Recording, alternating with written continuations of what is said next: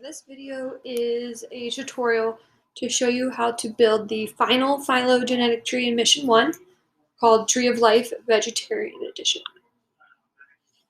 So first thing I'm going to do is click on the hand lens at the bottom right hand corner of my screen to learn more about all of these organisms. My first one is the banana, and it produces flowers with petals in multiples of 3, and it is photosynthetic. The lemon produces flowers with petals in multiples of 4 or 5, and it is also photosynthetic. The onion produces flowers with petals in multiples of 3 and is photosynthetic. That's the same as the banana.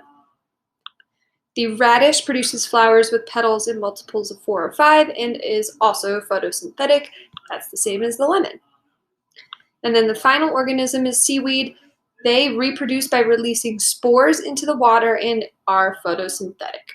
So they don't produce flowers or petals like all of the other ones, but they are similar because they are photosynthetic.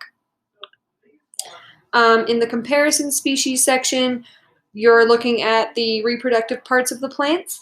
So you're showing the in order A, B, C, D, E. We see all the flowers and petals, and the last one would be the seaweed spores.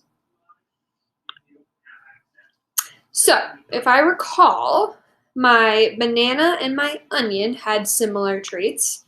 So I'm going to put those two together. My lemon and my radish also had similar traits, so I'm going to put those two together on a separate branch. And then my seaweed had, the only thing in common was that it was photosynthetic, and then it had nothing else in common to the rest. So I'm going to put it on its own branch by itself. Now the last thing I need to do is put in the traits. And the one trait that they all had in common was that they were photosynthetic, meaning they produce their own food from the sun. So that trait needs to go at the very bottom so all 5 of the organisms get it. And then I'm going to go start right to left. So the seaweed only has one other trait that we need to add, and that was that it releases spores into the water. If we recall, it doesn't produce any flowers. So I'm going to put that one here. And that should complete the seaweed. It does. The next trait listed here is produces flowers. So all of these produce flowers because we read about their petals. So this trait needs to go to all 4 of these things. So I'm going to put it down here.